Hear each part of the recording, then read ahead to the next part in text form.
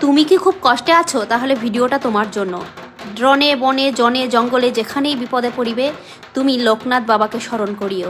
দেখবে লোকনাথ বাবা তোমার সমস্ত বিপদ থেকে উদ্ধার করবে। তাই অবহেলা করে ভিডিওটা কেউ এড়িয়ে যেও না। একবার বলো জয় লোকনাথ বাবার জয়। এবং